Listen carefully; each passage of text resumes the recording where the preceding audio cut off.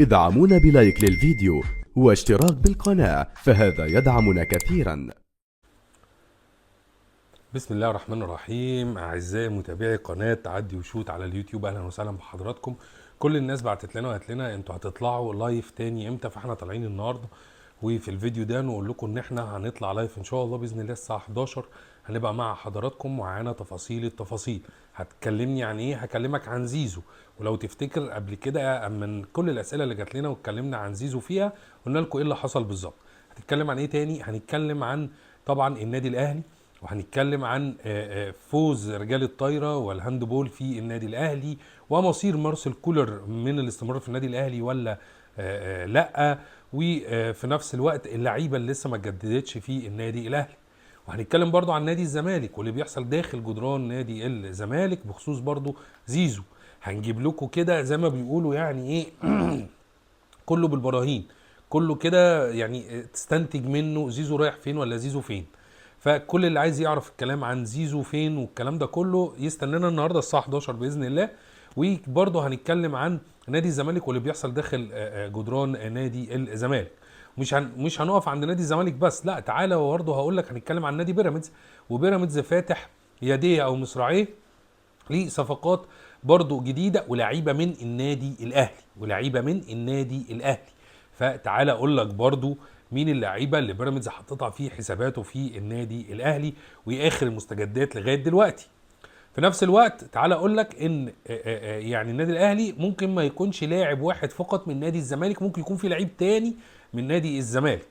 فعندنا كواليس، عندنا أخبار كتيرة إن شاء الله. والنهارده برضو هنتكلم عن منتخب 17 سنه. يعني مش عايز اقول لكم يعني خليها في اللايف احسن، لان مفيش كلام يوصف اللي احنا هنقوله. وفي نفس الوقت هنتكلم عن معسكر اللي اتلغى بتاع منتخب مصر. طبعا المعسكر اللي اتلغى واتقال ان هو طبعا يعني الكابتن حسام حسن لغى المعسكر، وان وزير الشباب والرياضه ضغط عشان يلغي المعسكر. والكلام اللي احنا سمعناه ده الكلام ده غير، لا مالوش اي اساس من الصحه. وهنقول لكم ان شاء الله في اللايف اللي ليه اساس من الصحه. حاولنا بس وحبينا بس ننوه ايه اللي هيبقى موجود ان شاء الله في اللايف بتاع الساعه 11. كالعاده استنونا واستنونا بكل اسئلتكم، هنبقى موجودين مع حضراتكم على قناه عدي وشوط. وطبعا ما تنسوناش في السبسكرايب والاشتراك في القناه للي حاببنا، وبرضه واللي مش حاببنا خش شوفنا وهتلاقي كلامنا الحمد لله والشكر لله بيتحقق على ارض الواقع. بيتحقق على ارض الواقع، اللي متابعنا عارف احنا بنقول ايه كويس جدا جدا، وبنحب نجيب الكلام من مصادره. في نفس الوقت زي ما قلت لحضراتكم سبسكرايب، اشترك في القناه، فعل زر الجرس. صدقني هي ضغطه واحده بس، هي ضغطه واحده هيجيلك كل جديد. وطبعا يشرفنا ويعني نقول ايه، وطبعا كله بكرم ربنا سبحانه وتعالى. وطبعا بحضراتكم عاوزين نوصل بالقناه، يعني احنا دلوقتي 281، لا عايزين نعدي ال 100,000 وال 200,000. كل ده بفضل حضراتكم واولا بفضل ربنا سبحانه وتعالى.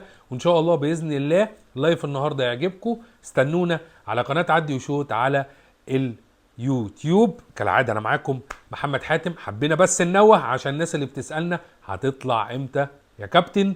هقول لكم النهارده ان شاء الله الساعه 11. استنونا معانا تفاصيل التفاصيل. ودلوقتي نقول لكم كالعاده السلام عليكم.